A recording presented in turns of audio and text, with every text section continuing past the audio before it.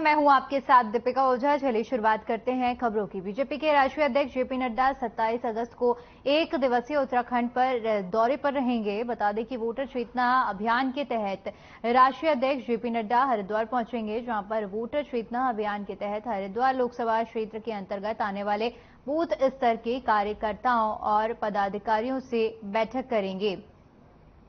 प्रदेश अध्यक्ष महेंद्र भट्ट ने बताया कि पूरे देश में जिस तरह से वोटर चेतना अभियान चलाया जा रहा है, उसके तहत किस तरह से जनता के बीच जाया जाए और किस तरह से नए वोटरों को पार्टी में जोड़ना है, यह कार्य योजना विस्तार से रखी जाएगी।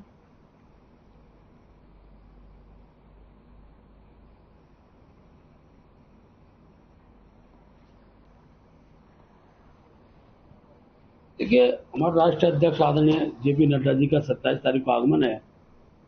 मुख्य रूप से जो शांति कुंज के एक कार्यक्रम में उनको रहना है, लेकिन उसके साथ साथ उसी दिन इस माह का अंतिम रविवार है और मन की बात का कार्यक्रम भी होगा। तो हम ऋषिकुल जो कैंपस है आयुर्वेदिक कॉलेज स्कूल में, उसमें वृक्षारोपण करेंगे। मेरी माटी मेरा देश कार्यक्रम के साथ कार्यक्रम संपन्न होगा और उसी स्थान पर मन की बात के कार्यक्रम में वो सम्मिलित होंगे। हमारे कार्यकर्ता भी उस कार्यक्रम में उपस्थित, बूथ के कार्यकर्ता वहां उपस्थित रहेंगे। उसके बाद शांति कुंज के कार्यक्रम के बाद में हरिद्वार में ही जो प्रदेश की कोर टोली है, कोर कमेटी, उनके साथ उनका व्यक्तिगत मिलना होगा। ये कार्यक्रम पूरे दिन का कार्यक्रम बना है। 5 बजे उनकी वापसी रहेगी।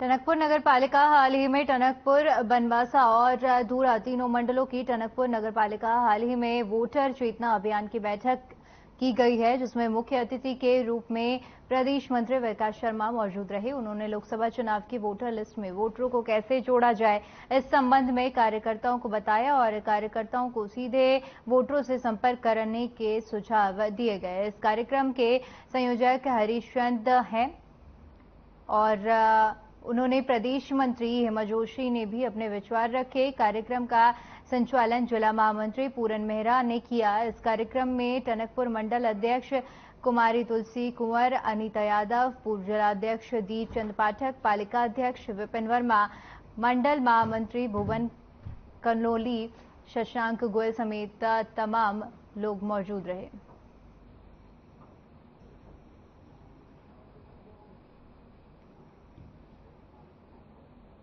अभी चुनाव आयोग का कार्यक्रम चल रहा है, जिसमें 21 अगस्त से लेकर 31 अगस्त तक चुनाव आयोग ने अभियान लिया है नए वोटर बनाने का। तो भारतीय जनता पार्टी भी सहयोग करने की दृष्टि से हमारा एक मजबूत लोकतंत्र बन सके और अच्छे नीति निर्धारक आ सके और राष्ट्र हित में हमने भी सहयोग करने का निर्णय लिया, क्योंकि चुनाव आयोग अन्य अन्य एनजीओ के और उनका सहयोग लेता है कि उनको नए वोट बनाने के लिए मदद करते हैं, क्योंकि हमारी बूथ लेवल तक हमारी अपनी समितियां बनी हुई हैं, हमारे BLO 2 होते हैं। तो हमने भी अपना निर्णय लिया कि हमारे राष्ट्रव्यापी अभियान में हम भी शामिल होते हैं। लोकतंत्र को मजबूत करने के उद्देश्य से हमारे आज यहाँ कार्यशाला थी। हमने अपने कार्यकर्ताओं को बताया कि किस प्रकार से आप फॉर्म 6 भर के नए वोटों को जोड़ सकते हो, फॉर्म 7 भर के पुराने वोटों को हटा सकते हो और फॉर्म 8 भर के जो हमारे वोटों में करेक्शन होना है आप कर सकते हो। प्रदेश में आगामी विधानसभा सत्र 5 सितंबर से 8 सितंबर तक आयोजित किया जाएगा। कैबिनेट मंत्री प्रेमचंद अग्रवाल ने वीडियो को जानकारी देते हुए बताया कि इसके लिए मंत्रिमंडल द्वारा एक प्रस्ताव पारित किया गया है और ये सत्र देहरादून में आयोजित किया जाएगा। उन्होंने आगे कहा कि बीटा विधानसभा गैरसैंण में आयोजित हुआ था, जिसे सितंबर से पहले होना था। उन्होंने ये भी जानकारी दी है कि इस बजट सत्र में अनुपूरक बजट भी पेश किया जाएगा, ताकि जो बजट की कमी है वो पूरी हो सके।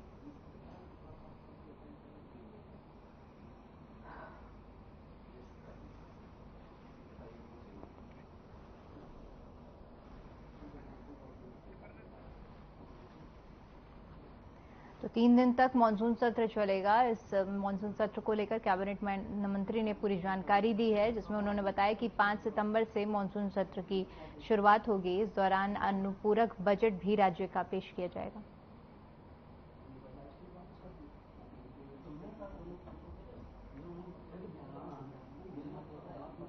देखिए, विधानसभा सत्र 5 सितंबर से 8 सितंबर तक आहूत हो रहा है और चूंकि आप जानते हैं कि आज जो माननीय मंत्रिमंडल ने भी प्रस्ताव पारित किया है और ये जो हमारा सत्र होना है देहरादून में होना है।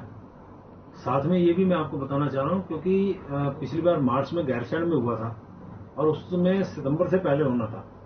ये इसमें हमने निर्णय लिया और साथ में अनुपूरक बजट भी इसमें हम लोग ला रहे हैं ताकि जो हमारे बजट की स्थिति है, आप जानते हैं इस बीच में अनुपूरक की भी आवश्यकता रहती है, तो सप्लीमेंट्री बजट भी इसी सत्र के दौरान हम लोग लाएंगे। जनपद उधम सिंह नगर के खटीमा विकासखंड सभागार और थरू विकास भवन में मुख्यमंत्री द्वारा महिलाओं को सशक्त एवं आत्मनिर्भर बनाने के लिए निरंतर प्रयास के क्रम में मुख्यमंत्री सशक्त बहना उत्सव योजना का शुभारंभ हुआ। बता दें कि मुख्यमंत्री पुष्कर सिंह धामी द्वारा महिलाओं को सशक्त और आत्मनिर्भर बनाने के प्रयास के तहत महिला स्वयं सहायता समूह की बहनों द्वारा निर्मित विभिन्न वस्तुओं और उत्पादों जैसे डलिया, कपड़ा, खिलौना, मिष्टान, अगरबत्ती, स्टैंड, खाद्य सामग्री और राखी को बढ़ावा देने के उद्देश्य से मुख्यमंत्री सशक्त बहना उत्सव योजना के अंतर्गत पूरे उत्तराखंड में विक्रय प्रदर्शनियों का आयोजन 24 अगस्त से 30 अगस्त तक किया जा रहा है।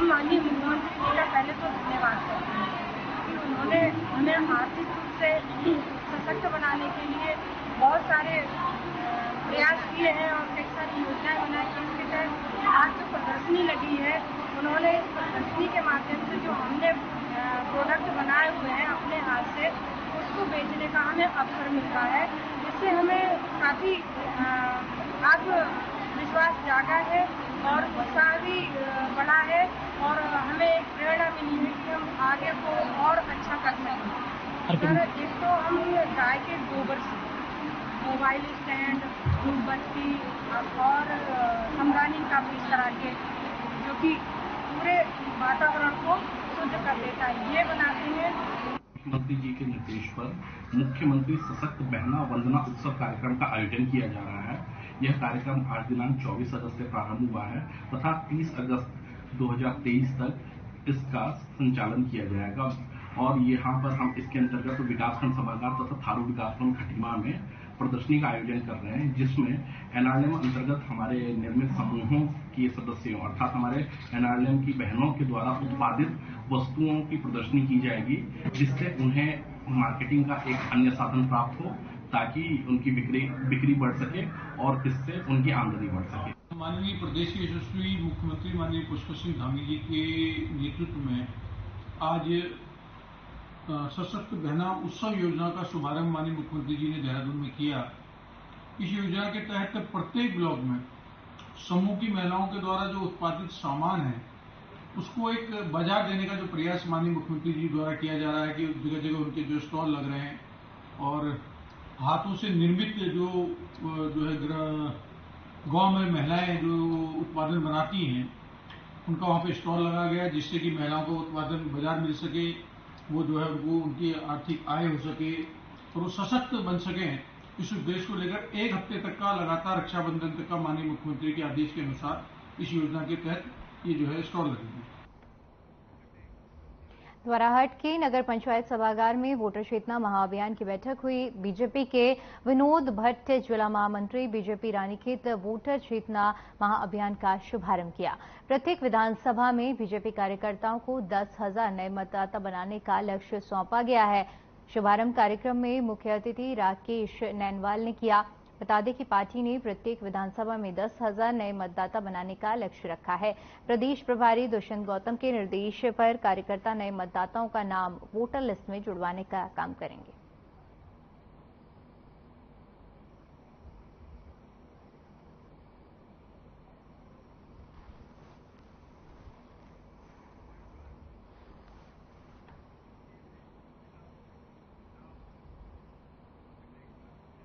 आगामी रक्षाबंधन की तिथि को लेकर उठ रहे सवालों के जवाब को लेकर श्री गंगा सभा ने एक पहल की है, जिसके तहत श्री गंगा सभा ने ज्योतिषाचार्यों की बैठक बुलाई है, जिसमें ज्योतिषाचार्यों ने निर्णय सिंधु धर्म, सिंधु व्रत, सिंधु भविष्य महापुराण व्रत, राज्य ग्रंथ को लेकर आपसी विमर्श के बाद यह तय किया है कि आगामी रक्षाबंधन 30 अगस्त को ही मनाया जाना शास्त्रों के हिसाब से ठीक है। वरिष्ठ ज्योतिषाचार्य ने बताया कि सभी ग्रंथ ऑन द चर्चा करने के बाद यह निर्णय लिया गया है कि रक्षाबंधन का त्योहार 30 अगस्त को मनाया जाएगा, जिसका सही समय रात के 3:04 पर रक्षाबंधन का त्योहार मनाया जा सकता है।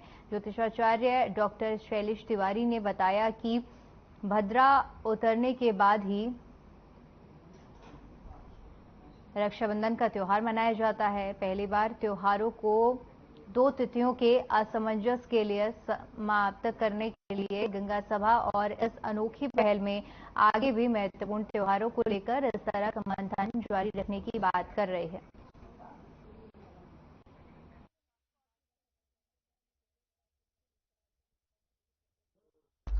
देखिए, सबसे महत्वपूर्ण यही विषय रहा है और पिछले कुछ वर्षों से लगभग हर त्योहार को लेकर एक संशय समाज में व्याप्त रहता है और इससे कहीं ना कहीं आम लोगों के मन में एक भ्रम तो उत्पन्न होता ही है, कहीं ना कहीं आस्था को भी उनकी चोट पहुंचती है। इसी तथ्य को दृष्टिगत रखते हुए हमने आज ये शुरुआत की है और हरिद्वार जो हमारी गंगा सभा की विद्वत परिषद है उसके साथ साथ पूरे हरिद्वार से हमने जो ज्योतिषाचार्य हैं, जो विद्वान हैं, उनको बुलाया है और एक तार्किक रूप से शास्त्रार्थ हुआ है और सभी जो धर्म हमारे जो ग्रंथ हैं उनका अध्ययन करने के उपरांत इस बात पर आज एक सहमति बनी है कि किस दिन जो है, जैसे रक्षाबंधन का त्योहार है तो किस दिन रक्षाबंधन मनाई जाए और ये स्वीकृत सभी को है कि 30 तारीख को ही उपाकर्म भी होगा और रात्रि 9:04 पे भाद्रा जाने के बाद जो है रक्षाबंधन मनाई जाएगी। ये इसलिए भी महत्वपूर्ण है क्योंकि हल्की पौड़ी से जो भी एक संदेश जाता है वो पूरे विश्व के लिए महत्वपूर्ण होता है। निष्कर्ष यह निकला है कि 30 तारीख को 10:58 तक भाद्रा चतुर्दशी है। चतुर्दशी के बाद पूर्णिमा शुरू हो रही है। अनेक शास्त्रों का मंथन किया गया और उसका निष्कर्ष यही है कि उपाकर्म में भद्रा का निषेध नहीं है, रक्षाबंधन में भद्रा का निषेध है।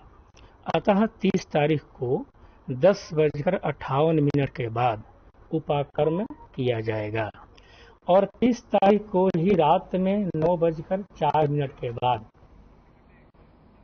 प्रदेश में बरसात के चलते लगातार सब्जियों के दाम में भी उछाल देखने को मिल रहा है। प्रदेश की मंडियों में बरसात के कारण सब्जी कम पहुंच रही है, जिससे खरीदारों में सब्जी के दामों को लेकर सोच विचार करना पड़ रहा है। हालांकि कृषि मंत्री गणेश जोशी ने बताया कि कुछ दिन पहले सब्जी मंडी में छापेमारी की गई थी। मंत्री ने बताया कि हमने सभी जिलाधिकारी को यह कहा है कि मंडी के सचिवों को एक लेटर जारी करें, साथ ही साथ मंडी के बीच में और रिटेलर के बीच में जो भी मार्जिन है वह तय होना चाहिए। उदाहरण के तौर पर यदि कोई सब्जी 10 किलो मंडी में बिक रही है तो वह बाजार में 15 रुपए किलो तक बिक जाए, इससे ज्यादा के दाम पर न बिके।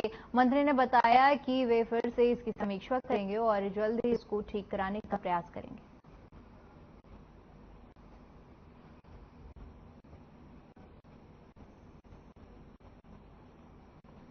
देखिए, ये मेन गेटेड है। अगर आपको ध्यान होगा, मैंने कुछ दिन पूर्व मंडी में अचानक में छापा मारा था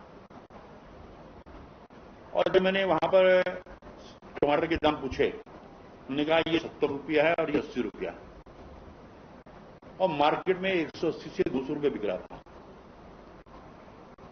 हमने सभी डीएम को और अपने मंडी के सेक्रेटरी को निश्चित किया है और उसके बाद जब हमने सख्ती की, क्योंकि जब छोटा व्यापारी वहां से टमाटर लेकर आता है, वो अगर आप टमाटर जाते हैं आप छांट के लेते हैं, मंडी को ऐसा नहीं होता, वहां तो क्रेट दे दिए जाते हैं, तो छांटेगा भी, भापा भी देगा।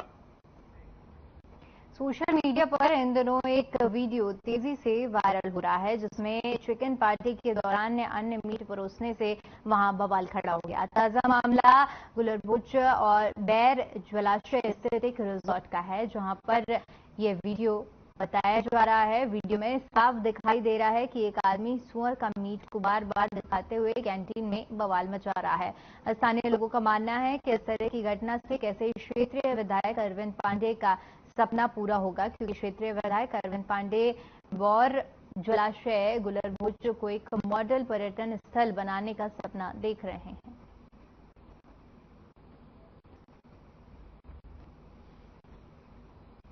मुझे सोशल मीडिया के माध्यम से ये मामला मेरे संज्ञान में आया है कि आज गोलरभुज डैम जो हमारे क्षेत्र के विधायक पूर्व मंत्री अरविंद पांडे जी के द्वारा एक पर्यटक स्थल के रूप में मनाया गया है, और उन्होंने ये भी वादा भी किया है कि गोवा के तर्ज पर यहाँ जो है इनको जो टूरिस्ट डेवलप किया जाएगा।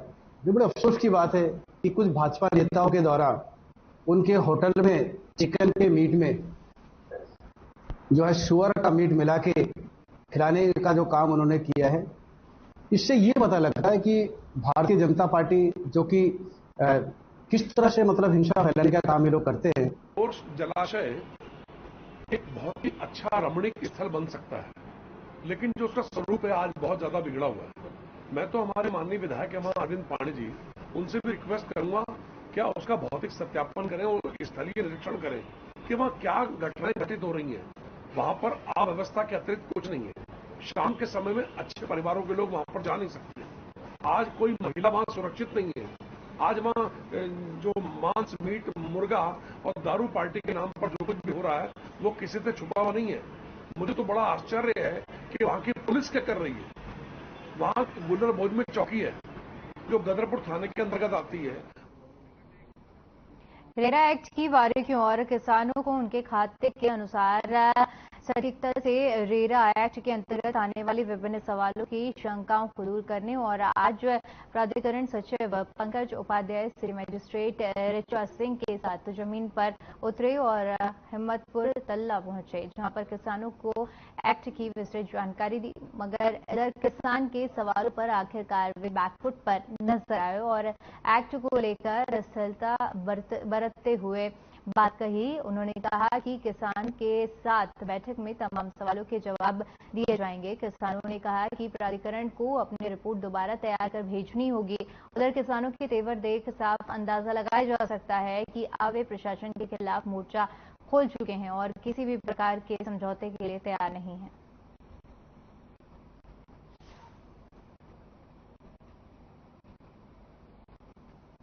जो स्टेक होल्डर्स हैं उनके साथ बैठक हुई थी नगर निगम में, बहुत सारे विषय आए थे। कुछ लोगों ने अपने नाम और नंबर भी दिए थे कि हमारी जो ग्राउंड पर देखिए हमारी छोटी यूथ है, पतली यूथ है। इन चीजों ग्राउंड पर देखा है, कहीं कहीं समाधान दिखाई पड़ता है कि अगर थोड़ा सा प्रयास करके समाधान हो सकता है। कहीं कहीं वास्तव में दिखाई पड़ रहा है कि 1 बीघा 1.5 बीघे की उनकी जमीन है, उसमें भी अगर 4-5 टुकड़े करके काटते हैं तो उनको दिक्कत हो सकती है। तो दोनों चीजें हैं, मिक्स है। समाधान होने लगी स्थितियां भी हैं, कहीं कहीं समाधान न होने की स्थितियां भी हैं, कहीं कहीं विकसित जगहें हो चुकी हैं जिसमें से आधी संपत्तियां बिक चुकी हैं, आधी बची हुई हैं। तो हर प्रकार की स्थितियों को हमने देखा है, कहां पर कैसा समाधान हो सकता है उसके संबंध में हम निश्चित तौर पर एक रिपोर्ट दिया कि हमने इनको दिखाया था। आप भी थे मौजूद ना, ये वहां भी सक्रिय उत्तर नहीं दे पाए। दरअसल ये जल्दीबाजी में जो बनाया है रेरा और ये प्राधिकरण कानून जो है, इसमें साफ साफ हुआ थी कि किसी बिल्डर को एक साथ क्लब करके जमीन किसानों की देने की तैयारी चल रही है, जिसका पुरजोर हम विरोध करेंगे। दूसरी बात, हम आपसे एक बात और कहते हैं, हम प्रेस मीडिया के माध्यम से कहते हैं, ये हमें विकास विरोधी बता रहे हैं ना, मैं दे रहा हूं इनको सोल्यूशन। ये इन्होंने अगर ग्रेडेशन करा लिया होता पूरे हल्द्वानी शहर का, ग्रेड वाइज जमीन का ग्रेडेशन करा लिया था, सेक्टर वाइज जमीनों का ग्रेडेशन करा लिया होता, सेक्टर बांट दिए होते, ग्रेडेशन बांट दिए होते, फिर जाकर करके अगर प्राधिकरण लागू होते तो ये बवाल नहीं होता। ये तो साफ दिख रहा है कि आप जो हमारी असलियत है उसका जवाब आप दे नहीं पा रहे हैं। तो बिल्कुल संतुष्ट नहीं है, क्योंकि रेरा में जो इन्होंने कानून निकाला है 30 फीट की रोड नहीं दे सकते कोई भी किसान, क्योंकि 30 फीट की चौड़ाई खेत की है ही नहीं, तो कैसे देंगे वो।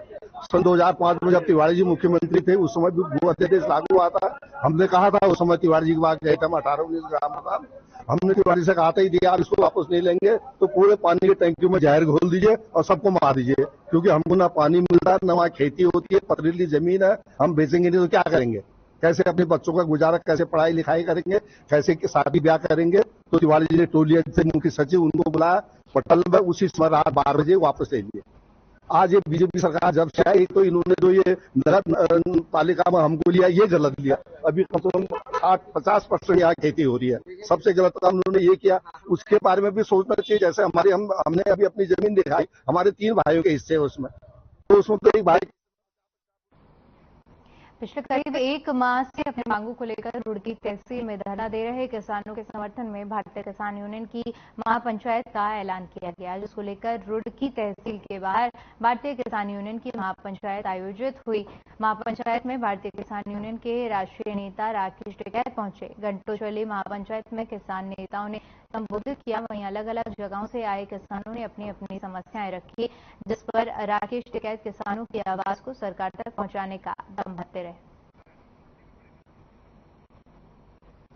इनको मुआवजा, इनका जो गिरदावरी है, जो इनकी जांच है, जिन फसलों का नुकसान हुआ, जिन खेतों का, उनकी जांच पूरी नहीं हुई। जहां पे गन्ना या फसल दूसरी लगी हुई थी वहां पे खाली दिखा रहे खेत, उससे किसानों को मुआवजा कम मिल रहा, और जो मिल रहा है ये कम है, ये बढ़ना चाहिए। धरना अभी आगे कमेटी ये जो उनकी लोकल मांगे थी उसका तो तहसील स्तर पर समाधान कर दिया गया। बाकी उन्हें ये भी अवगत कराया गया कि अगर आपकी कोई ऐसी इंडिविजुअल समस्याएं हो तो उसके बारे में बता सकते हैं। इसके अतिरिक्त तो कुछ उनकी समस्याएं जो शासन स्तर की थी, जिसमें मुआवजे से संबंधित या बिजली के माफी से संबंधित थे, उसके संबंध में कहा गया है कि हम शासन को जिलाधिकारी महोदय के माध्यम से अवगत करा देंगे। बुधवार की सुबह मॉर्निंग वॉक पर जा रहे एक युवक की कोसी बैराज के पास बाइक लुटेरों ने तमंचे के बल पर सोने की चेन लूट ली थी और फरार हो गया था। घटना में शामिल आरोपी ने अपनी पहचान छुपाने के लिए चेहरे पर हेलमेट भी लगाया हुआ था। इस पूरे मामले में पुलिस ने मुकदमा दर्ज कर सीसीटीवी कैमरे की मदद से आरोपी की तलाश शुरू कर दी।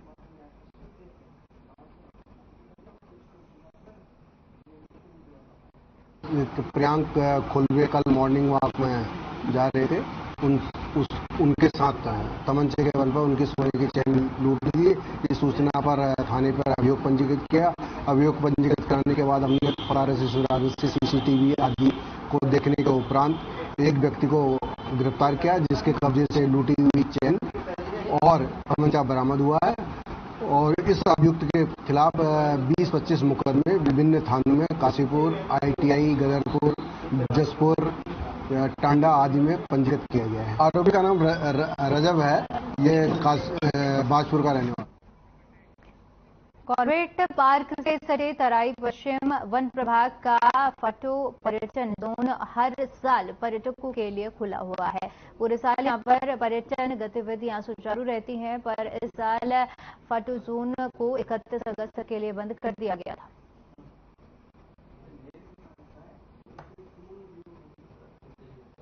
हमारा वैसे तो साल भर खुला रहता है, लेकिन इस बार कुछ अनएक्सपेक्टेड रूप से बहुत ज्यादा बारिश हो गई। जुलाई के महीने में तो चलता रहा हमारा, लेकिन अगस्त में ज्यादा बारिश होने की वजह से बंद करना पड़ा पर्यटकों की सुरक्षा को देखते हुए। तो इसलिए अब हमारी कोशिश है कि हम 31 तक अगर बंद रखते हैं तो उसके बाद में फिर 1 तारीख से उसको खोलेंगे।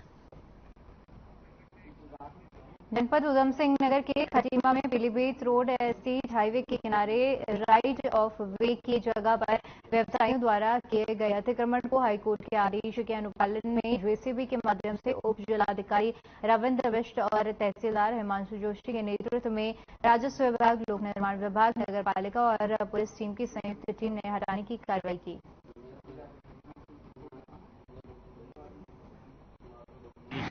जो भी हमारे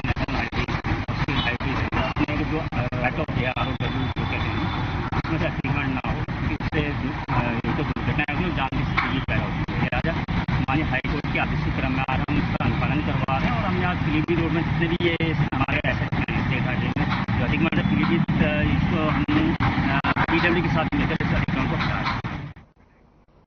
कोटद्वार में 8 और 13 अगस्त की रात को नदी नालों में आए सैलाब में 188 परिवार प्रभावित हो गए। कोटद्वार के नदी नालों के किनारे बने करीब 43 मकान उफान में समा गए। उधर अपनी आंखों के सामने अपने आश्रयों को तबाह होते देखने वाले प्रभावितों का गुस्सा अब अपने जनप्रतिनिधियों के खिलाफ जमकर सामने आ रहा है। मोहल्ले में काम नहीं चल रहा है, इस मोहल्ले की गिनती नहीं है। ऋतिक खंडूरी की मोहल्ला जब दिखाई देगा, जब इलेक्शन के वोट 2024 के वोट आए हैं, सब वोट मांगने के लिए आएंगे, सब नेता को जब दिखाई देगा कि इस मोहल्ले में कोई रहता है। इस समय किसी को नहीं दिखाई दे रहा इस मोहल्ले में कोई है, कोई हमारा बच्चा भूखा मर रहा है, कोई प्यारा मर रहा है, और प्रशासन सुनने के लिए तैयार नहीं है। प्रशासन जब दिखाई देगा, जब वोट चाहिए उन्हें, जब आते हैं कि बाबूजी हमें वोट चाहिए। ऐसा बारिश का भी 40 साल से हमने रह रहे, यहाँ पर कोई दिक्कत नहीं हुआ बाबूजी। ऐसा होता तो हम इसी नदी के किनारा नहीं रहता। ये तो ऊपर वाला का माया से चली गया। हमारा मंदिर है ना, हमने 12-13 लाख रुपए जेब में परमिशन से हमारा मंदिर का पूजा कर दिया, बस जुलूस निकालता। मेरा मंदिर भी बह गया, इसके संग 10-12 घर भी चली गया।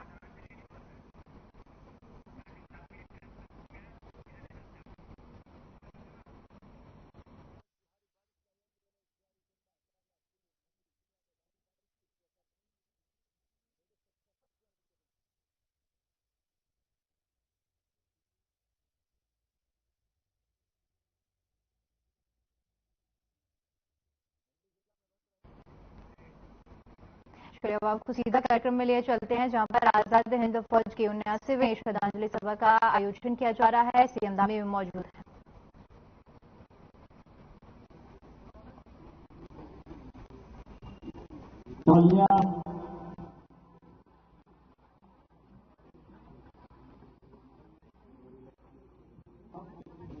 श्रीमती दुर्गा थापा सेठी, जो भी नेशनल लोकसभा deputy है, श्रीमती दुर्गा थापा सेठी और श्री प्रसाद भाई जी और श्री अक्षिता थापा जी, वो भी मंत्री आ जाए। प्रसाद भाई के माता जी पिताजी आ रहे हैं, केवल दिल्ली में मंत्री आ गए।